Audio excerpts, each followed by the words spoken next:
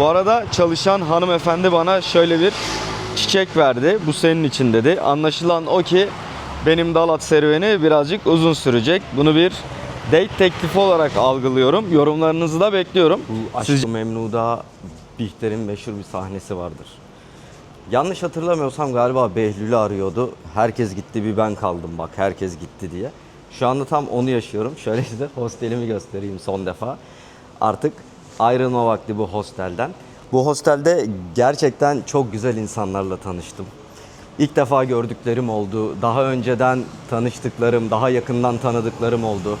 Aklıma gelenlerin isimlerini sayacağım. Buradan bir selam söyleyeceğim onlara. Unuttuğum olursa da kusuruma bakmasın gerçekten. Öncelikle tabii ki de Ahmet abi. Ona sonradan bir ekstra bir parantez açacağım. Pelenk buradaydı, Burak buradaydı. Onun akabinde Ayşe ablayla tanıştık. Sağ olsun kendisi ta İzmir'den bize boyoz getirdi. Burada Türk kahvaltısı dahi yaptık. Şaban abiyle tanıştık, eşiyle tanıştık. Onlara da buradan selam olsun. Videolarda yoktular ama kendileriyle çok güzel sohbetlerimiz oldu. Onun akabinde Enis abiyle çok uzun zaman geçiremedik ama onun da gerçekten sohbeti hoş sohbet. Ona da buradan selam olsun. Az kalsın unutuyordum. Tabii ki de Merve de buraya geldi. Benim ilk geldiğim günlerde Merve ile de tanışmıştık burada. Ona da buradan çok selamlar olsun. Aklıma gelmeyen varsa gerçekten kusura bakmasın. Çünkü inanılmaz böyle kalabalık, şen şakrak, eğlenceli günler geçirdim. Ho Chi Minh City'ye aslında ben gelirken kısa süreli kalırım diye düşünmüştüm.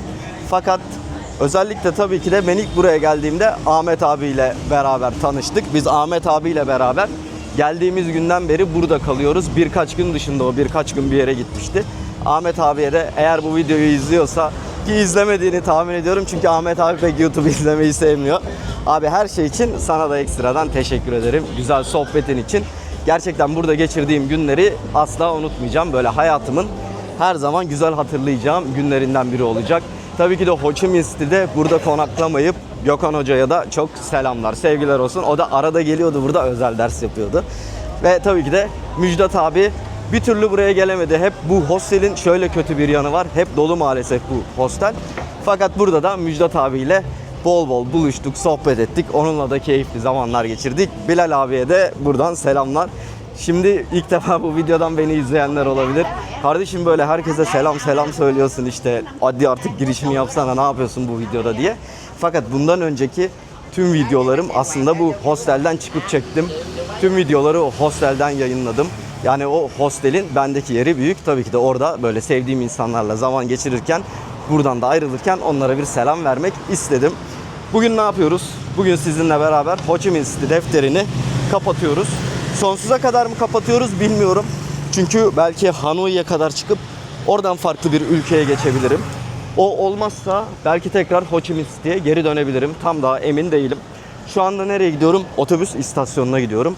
Size hem bileti nasıl aldığımı da göstereceğim. Onun dışında tabii ki de yolculuğu da size göstereceğim ve gittiğimiz şehirde Dalat. Şu anda Dalat'a doğru gidiyoruz. Böyle dağlarla çevrili, daha doğal, daha böyle yerel insanların olduğu, daha da uygun fiyatlı olacağını tahmin ettiğim Ho Chi Minh City'ye göre bir şehre gideceğiz. Bir otobüs bileti aldım, bir yataklı otobüs. Vietnam'da yataklı otobüsler çok yaygın. Ben de yataklı otobüs tercih ettim. Akşam şu anda saat böyle gece 12'ye falan geliyor. Hem de birazcık böyle Ho Chi Minh City gecelerine de bakarız sizinle yürürken. Birazcık böyle size etrafı gösteririm. Burada böyle bol bol ben de birçok akşam çıkıp burada yemekler yedim. Gayet güzel oluyor bu tarz sokak satıcıları. Bakın gittiğimiz şehirlerde bizi ne bekliyor? Bu Vien Caddesi'ne yakın bir noktada konaklıyorum. Otobüsler de akşam belli bir saatten sonra şimdi gideceğimiz cadde böyle bir bus station'a dönüşüyor. Bir otobüs istasyonuna dönüşüyor. O yüzden o tarafa gideceğiz. Otobüse oradan bineceğiz. Bileti de 350 bin Vietnam dongunu aldım.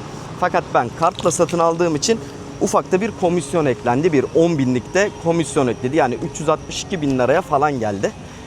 Kartla genelde mesela otel de alıyordu çok ufak bir komisyon. Fakat gerçekten komisyonlar çok düşük olduğu için nakit buralarda biliyorsunuz biraz daha önemli. Bazı noktalarda nakit geçmiyor. Kartla geçilen yerlerde genellikle ben kartı tercih ediyorum. Size de bunu tavsiye ederim. Nakit her ülkede, bu sadece Vietnam özelinde değil, Güneydoğu Asya özelinde de değil, dünyanın bence her yerinde cebinizde belli bir miktar nakit olması her zaman iyidir. ne olur ne olmaz nakit para cebinizde dursun diye size nacizane bir tavsiye verebilirim. 362 bin Vietnam donguna Ho Chi Minh City'den Dalat'a gideceğiz biraz sonra. Yataklı bir otobüsle beraber. Tabii ki de bunu da gece tercih etmemin sebebi aslında. Hem uzanırım, belki işte video izlerim, uyuyabilirsem biraz uyurum diye böyle bir gece yolculuğu tercih ettim. Ne kadar süreceğine dair bir fikrim yok. İnternetten şöyle bir baktım ne kadar sürüyor diye. Yaklaşık 5-5,5 saat gösteriyor araçla. Fakat bu otobüsler tabii ki de biraz daha yavaş gittiği için benim tahminim 8 saatleri, 9 saatleri bulacaktır. Yolculuğun her aşamasını size göstereceğim. İnşallah şöyle Dalat'a indiğimizde de kısa bir Dalat turu da atarız. Size kaldığım yeri de gösteririm tabii ki de. Bir yolculuk vlogu olacak. Umarım keyif alırsınız. İlk defa bu videodan beni izliyor olabilirsiniz. Ben Gökberk. Dünyanın farklı noktalarına seyahat edip içerik üretiyorum. Videoyu beğenip, yorum yapıp, abone olup bana destek verebilirsiniz. Vietnam'ın kuzeyine doğru artık başlıyoruz. Şöyle biraz daha Vietnam'da gidelim bakalım. Daha ucuz, daha güzel yerlerde konaklayalım. Yeme içme biraz daha böyle farklı lezzetleri tadalım.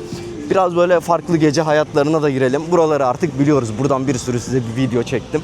Kendim de tabii ki de buraları gezdim. Artık şey gibi oldu benim için. Ho Chi Minh diğer bir evim gibi oldu. Özellikle bu birinci bölge. Artık ara sokakları, kestirmeleri, nerede ne yenir, nerede ne zaman ne açılıyor, işte nereden gidelim, ne yapalım, valla hepsini öğrendim. Burası böyle asla hafızamdan silinmeyecek bir şehir oldu. Birinci bölge özelinde. Zaten genellikle biz turistlerin işi birinci bölgede. Fakat kalmak istersek daha önceki videolarda yer vermiştim. İkinci bölgeyi tercih edebilirsiniz. Yine 7. bölgeyi de tercih edebilirsiniz. Uzun süreli konaklarda birinci bölgeyi biz tavsiye etmiyoruz. Genel olarak bunu deneyimleyen insanlar olarak. Çünkü burası kalabalık, gürültülü, daha böyle turistik. Fiyatlar tabii ki de diğer bölgelere göre daha yüksek. Böyle Ho Chi Minh akşamları işte böyle. Gece buralar. Park, bu yeşil park, burada genelde böyle genç arkadaşlar geliyor, müzik yapıyorlar. Yine çiftler geliyor, oturuyorlar. Böyle güzel bir nefes alacak bir park var. Bu arada videonun başında ismini saydığım tüm arkadaşlarım YouTube yapıyorlar. Onlar da seyahatlerini, deneyimlerini size aktarmaya çalışıyorlar. Bir önceki videolarımdan hepsiyle videom var. Yine YouTube yorumlarda da kendilerinin yorumları var. Hani oradan ulaşıp onlara da abone olabilirsiniz. Onların deneyimlerini de izleyebilirsiniz. Onları da takip edebilirsiniz. Bunun da bilgisini size vermiş olayım. Geçen sene de bu coğrafyayı gezdim. Vietnam'a gelmemiştim. Kamboçya, Malezya, Tayland'ı gezmiştim. En büyük problemim yanımda büyük bir bilgisayar taşımam ve eşyalarımın çok ağır olmasıydı. Bu arada bakın Ho Chi Minh'de bazen işte böyle haşerat, böcek falan var mı diyorsunuz. Videoda yansıyor mu bilmiyorum ama buralarda, şimdi ismini vermeyin, siz anladınız. Bazıları sevmiyor. Her yerde böyle geziyor burada hayvanlar. Yani Ho Chi Minh City gece ama. Gündüz bir problem yok. Gece oldu mu hayvanlar kendilerini sokağa atıyor. Onlar da gecenin tadını çıkartıyor. Eşyalarım çok ağırdı. Bu sefer gerçekten çok hafif geldim yani. Bilgisayar getirmediğim, telefondan editlerimi yapıyordum. 3-5 tişört, ya 6 kilo 7 kilo falandım.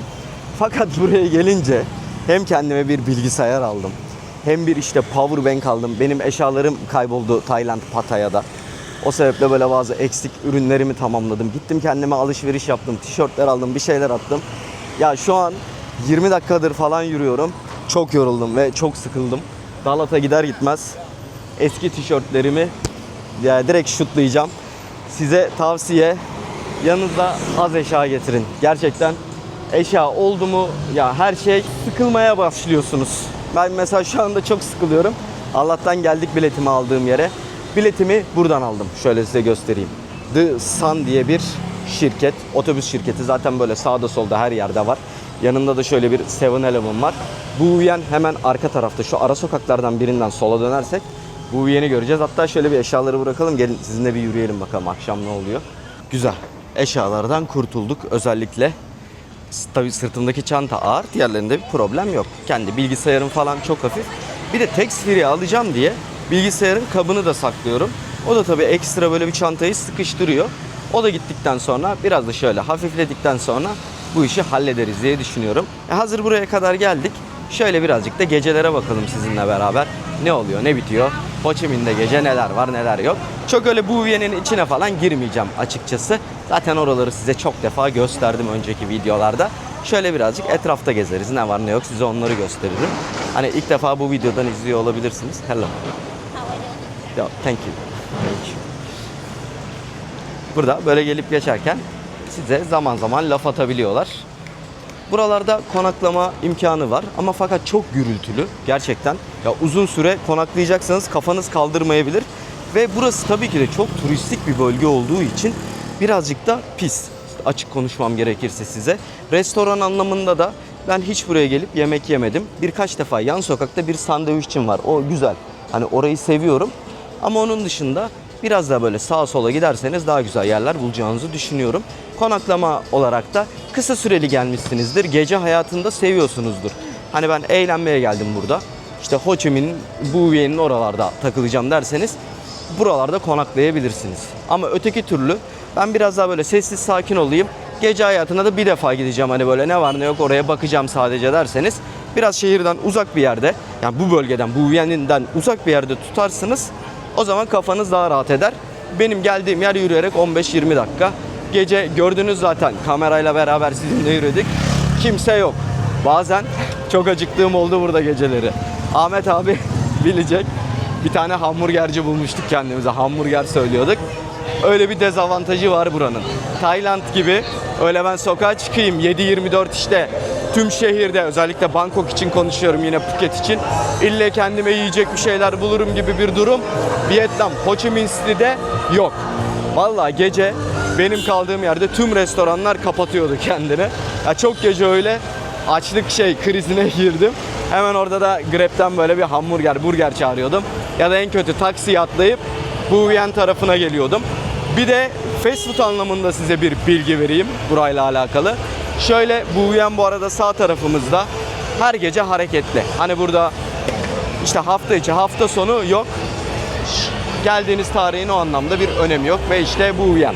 Bu caddeden girdiğiniz zaman sağlı sollu bir sürü gece kulübü var. Girmeyelim gece kulübüne. Şöyle sola doğru gidelim bakalım.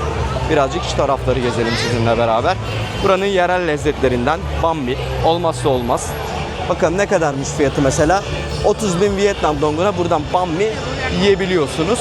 Domuz tüketmiyor olabilirsiniz. Genelde o gördüğünüz köfteler domuzdan yapılıyor. Bir de Burak yine böyle bir sokak satıcısından banh mi söylemiş kendine. Neli olduğunu tam bilmiyorum, hani neli söyledi. Fakat zehirlendi, kendini kötü hissetti. Ya tabii bu bir restoranda da denk gelebilir size. Ama o böyle kötü bir deneyim yaşadı. Ben sizin yerinizde olsaydım böyle biraz daha restoran tarzı yerleri tercih ederdim, özellikle banh mi noktasında.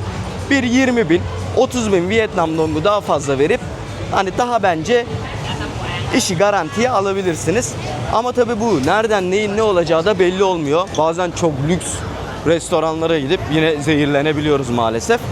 Bilgisini vermiş olayım. Buralarda banh mi'ler 30.000 Vietnam dongu. Gece buralar hareketli dostlar.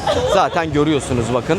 Otobüslerde hemen bir arka sokaktan. Aslında ben şimdi şu sokaktan sola doğru girip dümdüz karşıya geçersem direkt benim otobüs istasyonuna ulaşacağım. Ama şimdi geçmeyelim. Şurada etrafı gezelim. Burada böyle arkadaşlar bekliyor. Buna Tayland'dan falan zaten alışığız, biliyorsunuz. Elimde kamera olduğu için bana çok laf atmıyorlar. Fakat öyle Tayland gibi her yerde de yok. Sadece bu bölgede, ya şu küçücük alanda toplanmış o arkadaşlar. Tayland'da biliyorsunuz biraz daha çılgındı. Pattaya videolarından hatırlarsınız. Valla güzel, keyifli yerleri geziyoruz. Devam ediyoruz. Umarım bu seyahatten keyif alıyorsunuzdur. Ben yavaş yavaş otobüsün kalkacağı yere doğru bir gideyim. Bir de eşyalarımı bir kontrol etmek istiyorum. Ne durumda? Yani birazcık böyle hostelden hızlı çıktım geç kalmayayım diye. Önemli eşyalarımı aldım ama bir daha ben bir kontrol edeyim. Bir özellikle pasaportuma bakayım.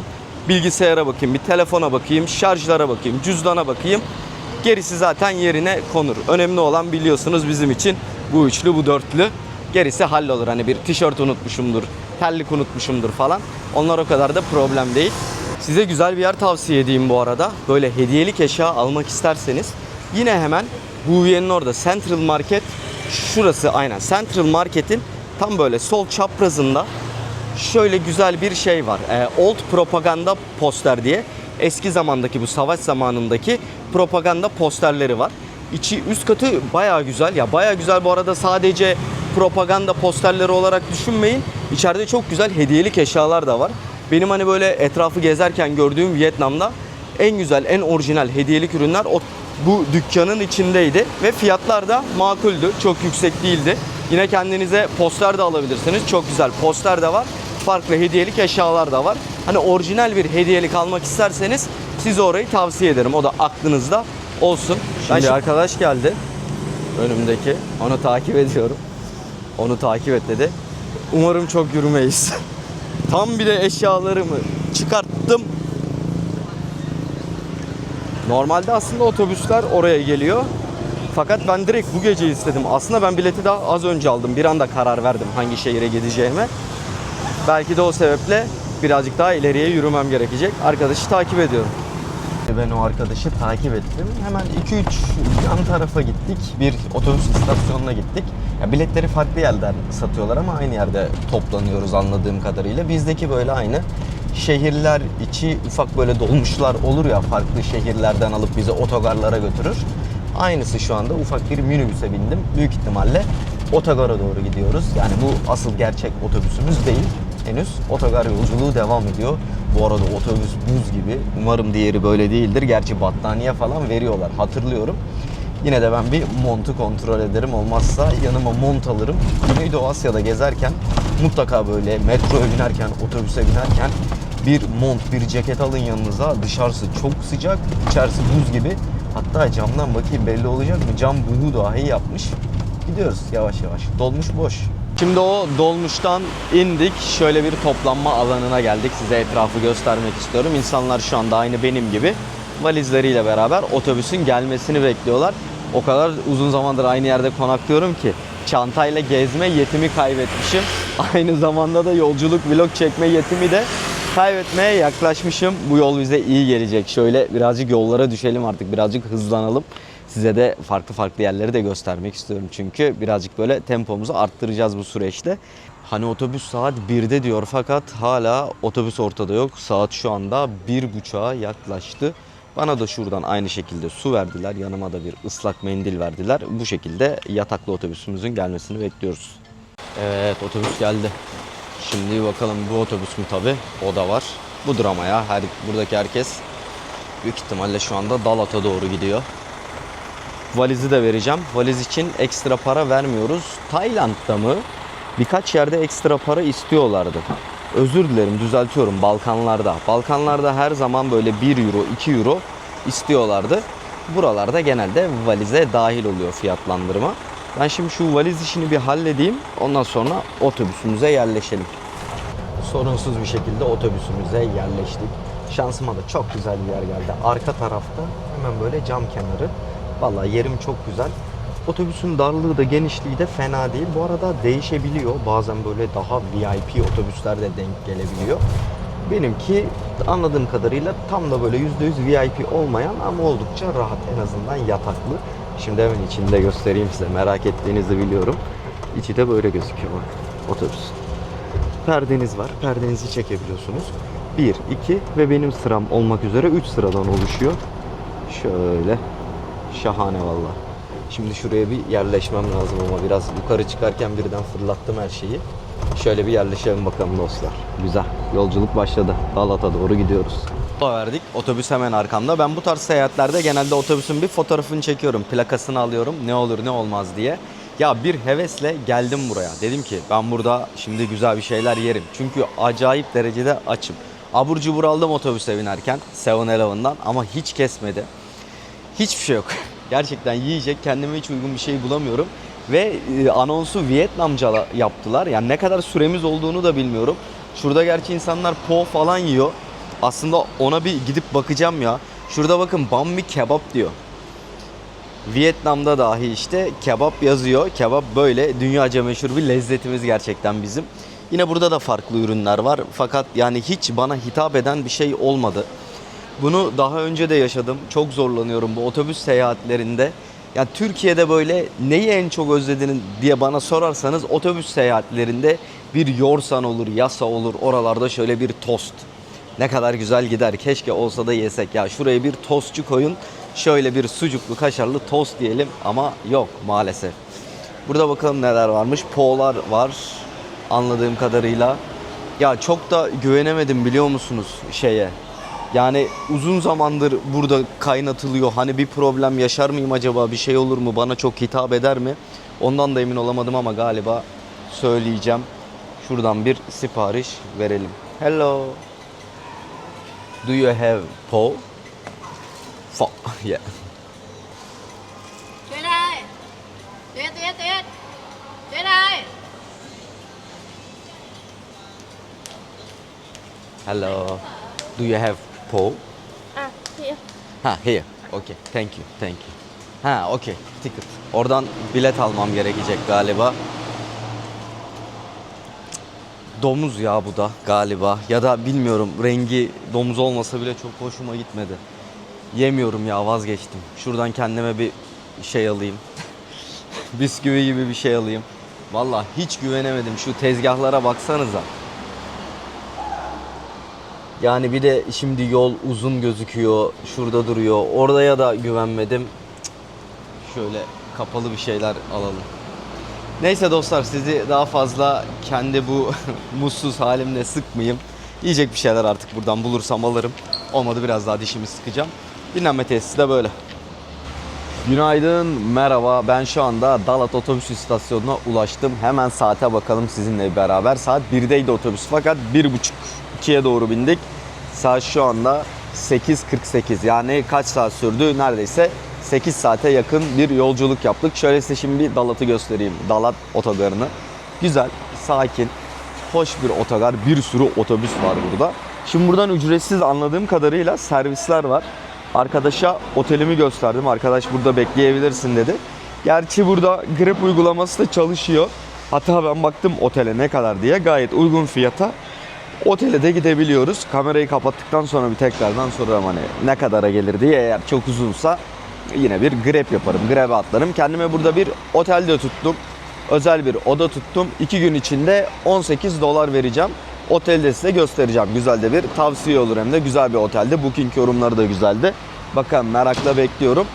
Yolculuk nasıl geçti? Güzeldi. İlk 4 saat uyuyamadım açıkçası. Çünkü yataklı otobüs ama kimileri VIP oluyor. VIP'ler daha geniş yatak oluyor. Hani bunlar çok geniş yatak değil, yani çok rahat değil. Hele uzun boyluysanız, biraz da böyle kalıplıysanız sizi zorlayacaktır, yani sıkılacaksınızdır. Aklınızda olsun. Yataklı diyoruz, rahat diyoruz ama çok da rahat değil de öyle. Daha genişleri daha rahat oluyor, aklınızda olsun. Daha genişlerden isterseniz, olmadı siz. Güzel, hava fena değil şu anda. Sesim birazcık böyle gitmiş vaziyette. Daha bayağı uyudum işin aslı. 4-5 saattir falan uyuyorum yolda. Yolda biraz, ondan sonra viraja döndü. Önce düz gidiyordu. Ondan sonra viraja döndü. Virajla beraber bir de ben üst kattayım. Sallana sallana uyuya uyuya geldim. Bakalım şimdi bekliyorum otele. Merkeze doğru geçelim beraber.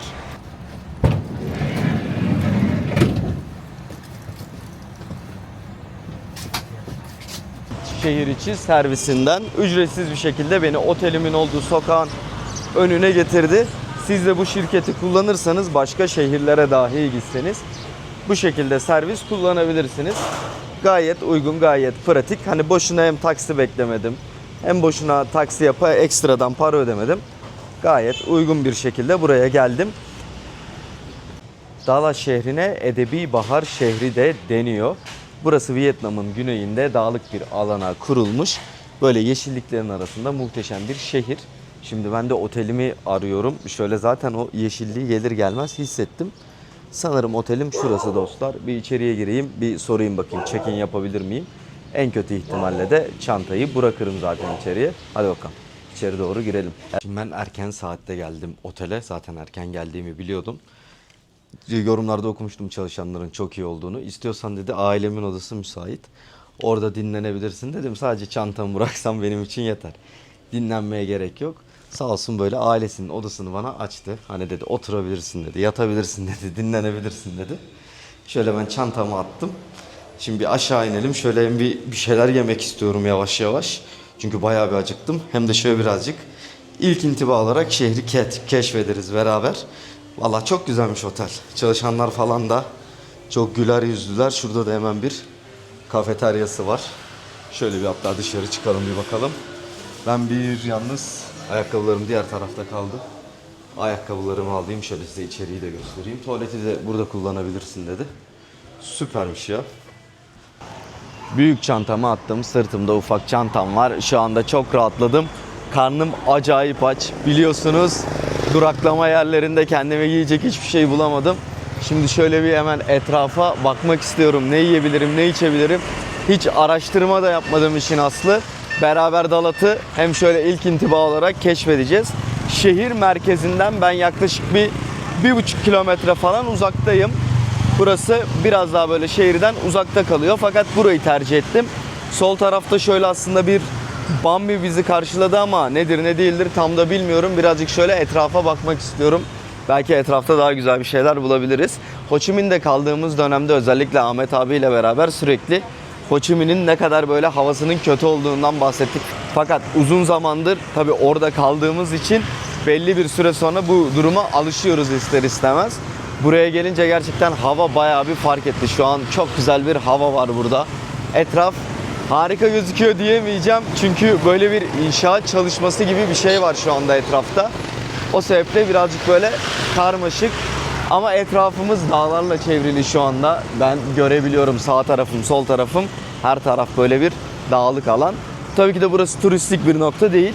Sizinle beraber ilerleyen süreçlerde, ilerleyen vloglarda buranın böyle altını üstünü getireceğiz. Size Dalat'ı göstermek, tanıtmak istiyorum elimden geldiğince. İlk olarak kaldığım yerden direkt çıktım yola. Bakalım şöyle şu tarafa doğru gidelim. Sanki o tarafta kendimize uygun yiyecek bir şeyler bulabiliriz. Vietnam'ın olmazsa olmazı tabii ki de motosikletler, arabalar her yerden şu anda geliyorlar. Abi bize yol verdi. Ho Chi Minh'de ben yol verilmeye alışık değilim. Şaşırdım birazcık. Şöyle gezmeye başlayalım sizinle beraber. Burada bakın ucuza arkadaş böyle tişört yeri açmış. Burada bir pazar var.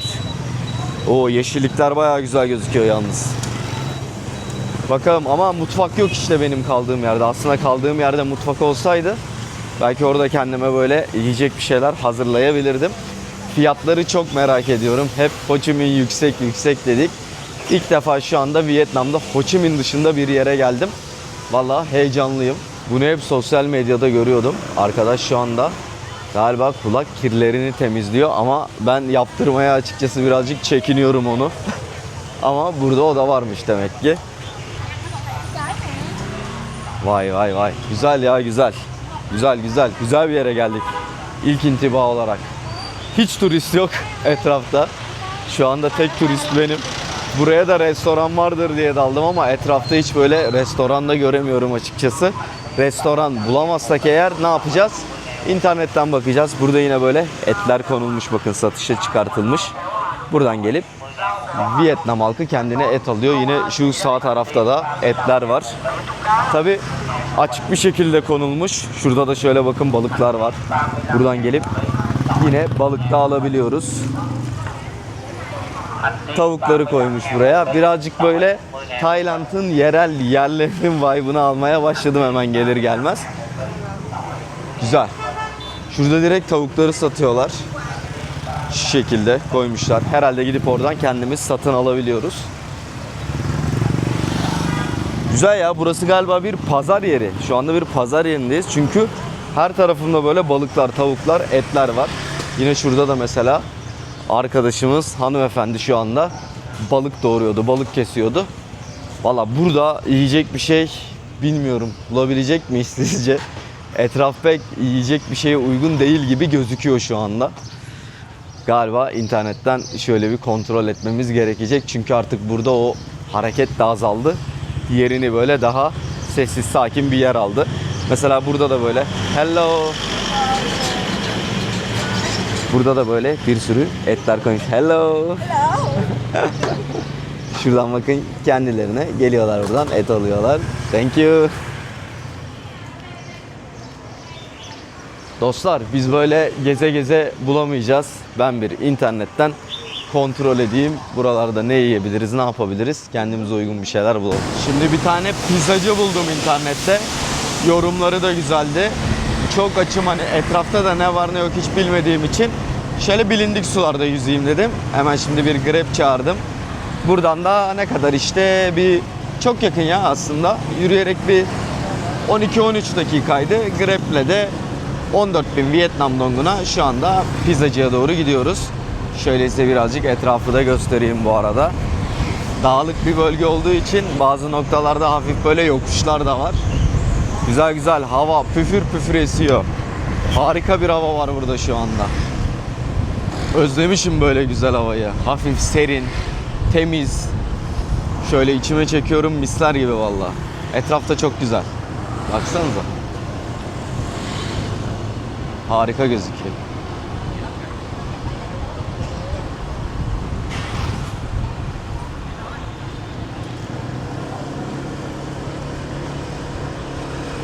Saat şu anda 10. Çok tatlı güzel bir yere geldik. Yorumları da okudum. Herkes bayılmış. Hatta Güneydoğu Asya'nın en iyi pizzası falan diyenler var. Bir soracağız bakalım bu saatte pizzaları var mı? Hello. Good morning. Do you have pizza now? Yes. Yeah, okay. Thank you. Perfect. Thank you. Şurada da şöyle tatlı bir kedi var baksanıza. Thank you. Okay. Aa çok güzel. Priz de var. Şöyle ben de prizin yanına geçeyim. Dükkana baksanıza. Harika gözüküyor dükkan. Thank you. Dükkan bayağı güzel gözüküyor bu arada. Çok güzel bir yere geldik. Şimdi ben menüyü inceleyeyim. Hemen kendime bir pizza söylemek istiyorum. Bu arada menüde sadece pizza yok. Farklı aslında sandviçler de varmış. Yine pizzalar var. Onun dışında istiridye dahi varmış. Makarnaların da olduğunu görmüştüm. Evet, makarnalar da var. Süper. Hadi bakalım kendimize güzel bir şeyler söyleyelim. Bu ara pizzadan gidiyoruz. Dalat'ta da ilk pizzam geldi. Şöyle gözüküyor. Toplamda da bunun için içecekle beraber şöyle de bir portakal suyu söyledim kendime. 200.000 Vietnam dongu ödeyeceğim. Tabi Dalat şartları ve Vietnam şartlarına göre ortalama bir fiyat. Güzel bir fiyat. Lezzetli bir pizza gibi de gözüküyor. Çok açım bir de dostlar gerçekten. Özellikle siz de benim gibi bu tarz bir yolculuğa çıkacaksanız şimdiki aklım olsaydı kendime bir bamhi yaptırırdım. Bir sandviç yaptırırdım. Ya vejetaryen olabilirdi, peynirli olabilirdi. Yanıma alırdım en azından. Yolda yerdim. Öyle bir hata yaptım. Sizin aklınızda olsun. Vietnam'da uzun yola çıkıyorsanız o gördüğünüz yerlere güvenmeyin. Yani molalara güvenmeyin. Orada çünkü bize pek hitap eden bir şeyler yok. Bir de ben pek güvenemedim açıkçası ne vaziyettir ne durumdur diye. Kendinize bir sandviç yapın. Ben pizzamın tadını çıkartayım, ondan sonra Dalat'ta ilk günümüze, hatta ilk saatlerimize devam edelim. Yemek yediğim yerden şimdi çıktım, gayet güzeldi. Buraya motosikletle geldim biliyorsunuz. Aşağı yürüyerek gidelim, etrafı gezelim. Bu arada çalışan hanımefendi bana şöyle bir çiçek verdi. Bu senin için dedi. Anlaşılan o ki benim Dalat serüveni birazcık uzun sürecek. Bunu bir date teklifi olarak algılıyorum. Yorumlarınızı da bekliyorum. Sizce tekrardan aynı yere gitmeli miyim? Bunu yazarsanız sevinirim. Tayland, Ayutthaya'da da bir hanımefendi bana böyle çiçek vermişti. Yine orada da uzun süre kalmıştım. Burada da anlaşılan o ki uzun süre kalacağız. Güzeldi, keyifliydi bu arada yemek. Restoran da güzeldi. Çalışan hanımefendi de gördüğünüz gibi çok kibar, çok nazik bir hanımefendi. Size burayı tavsiye ederim. Şimdi aşağı doğru yürüyelim. Bu çiçeğimi bir saklayayım ben şöyle. Kenara koyayım. Dağlık bir noktadayız dedim size ama hava oldukça sıcak. Yani serin tabii ki de Ho Chi Minh'e göre ama öyle hani mesela arkadaş şu anda mont giymiş. Bence montluk bir hava yok şu anda. Hava oldukça sıcak. Akşam nasıl olacak merak ediyorum. Akşam acaba monta ihtiyaç duyacağım mı? Çünkü yanımdaki montu bir şekilde kullanmak istiyorum. Sürekli onu taşıyorum. Onunla bazen böyle çantayı açınca göz göze geliyoruz. Ya diyorum bana bir rahat ver. Acaba seni bıraksam mı? Çok da sevdiğim bir mont. Saraybosna, Bosna Hersek'te almıştım. O vloglarımı izlediyseniz belki hatırlarsınız. Yeşil bir tane mont almıştım Saraybosna'dan. O montu buraya getirdim. Atmaya da kıyamıyorum onu. İlk defa galiba enginar gördüm ya. Bakın enginar. Enginar olmaya da bilir bu arada ama enginara benziyor. Şurada da karnabahar var. Sağ tarafta havuç var. Burada da hanımefendi çalışıyor şu anda. Tabii ki de bir çiçek cennetindeyiz. Şöyle çok güzel çiçekler de var burada. Çiçek festivalleri de oluyormuş. Bakalım bu yakın zamanda var, sonra da katılırız. Size onu da gösteririm. Halk Ho Chi Minh City'ye göre benim kamerayla gezmeme biraz daha fazla ilgi gösteriyor bu arada. Tabii ki de turistik bir alanda da olmadığımız için ekstra ilgi çekiyorum şu anda burada. Böyle her gören bana bir gülümsüyor, bir selam veriyor. Önce bir bana bakıyor, sonra bir elimdeki çiçeğe bakıyor, ondan sonra da kameraya bakıyor. Büyük ihtimalle bu üçlüyü kafalarında tam oturtamadılar gibi hissediyorum. Çok sayıda böyle yerel satıcı var bu arada. Mısır'a bakar mısınız? Ne kadar ilginç gözüküyor. Renkli, mor bir rengi var. Hello. Okey, ben bu elimdeki çiçeği bu hanımefendiye vereyim. For you. Okay. Thank you. Bye bye. Çünkü ben büyük ihtimalle o çiçeği tabii ki de benim elimde problem olacak, yani bozulacak, edecek, hanımefendiye vereyim. Bir hanımefendiden aldım, diğer bir hanımefendiye vermiş oldum ben de çiçeği böylece. Bu marketi Ho Chi Minh City'den de hatırlıyorum. Burası oldukça uygun fiyatlara ürünler satıyor. Yani 7-Eleven'dan ve bizim Circle K'dan daha uygun. Burayı da öğrendiğimiz iyi oldu. Gelip buradan alışveriş de yapabilirim. Dalat'ı daha detaylı gezeceğiz. Dalat'ın en merkezine de ineceğiz ilerleyen süreçte. Size Dalat hakkında da bilgiler vereceğim. Bugün böyle birazcık şehri beraber tanıyoruz. Şehirde ne var ne yok, hissiyat olarak nasıl. Size birazcık bunları yansıtmaya çalışıyorum. Dalat hakkında ilerleyen süreçte daha detaylı konuşuruz. Yine merak ettikleriniz olursa yorumlar kısmına yazarsanız ona göre de bir çekim gerçekleştiririm. Sizin merak ettikleriniz doğrultusunda da ilerleyebiliriz birazcık. Aşağı doğru yürüyüşüme devam ediyorum. Bu arada hep böyle yokuşlar var yukarı doğru. Hani insanlar üst taraflarda yaşıyorlar. Allah. Motorcular her yerde aynı ya Vietnam'da. Hiç fark etmiyor. Evet, otelime yerleştim. Şöyle size şimdi otelimin içini de göstermek istiyorum. Şurada bir pervanem var. Sanki ben klimalı diye hatırlıyordum ama kliması yokmuş. Ama çok da büyük bir problem değil. Zaten burada hava güzel. Akşam biraz daha serinleyecek. Şöyle güzel bir yatağım var, çift kişilik. Şurada bir dolabım var, bir aynam var. Hemen şurada bir televizyonum da mevcut. Umarım akıllıdır. YouTube'dan şöyle belki gece bir şeyler izlerim. Bir de çalışan hanımefendi bana şöyle bakın. 2 tane organik kendi yan balkondan çilek ikram etti. Şöyle harika gözüküyor gerçekten. Burada çalışan arkadaş da Google haritalarımı açtı. Tam bana 17 tane yer işaretledi. Bunların arasında restoran var, görmem gereken farklı yerler var. Yine lokallerin bildiği güzel yerler var. Gerçekten çok misafirperverler, harikalar. Ya bayıldım çalışanlara. Tam bir aile oteli burası. Dalat'a geldiğinizde burayı size tavsiye ediyorum ve tertemiz. Şöyle bir tuvaletini de size hemen göstermek istiyorum. Şöyle de güzel bir tuvaletimiz var burada. Yine burası da vallahi tertemiz, misler gibi. Baya güzel dostlar. Baya hoşuma gitti otel. Bu videonun sonuna gelelim. Bu videoda hem şöyle birazcık Ho Chi Minh gecelerine baktık. Ondan sonra benim yolculuğuma eşlik ettiniz. Ve yeni şehir Dalat'a geldik. İlk hissiyat olarak beğendim. Tabii ki de bu şehri gezeceğiz. Altını üstünü getireceğiz umarım beraber.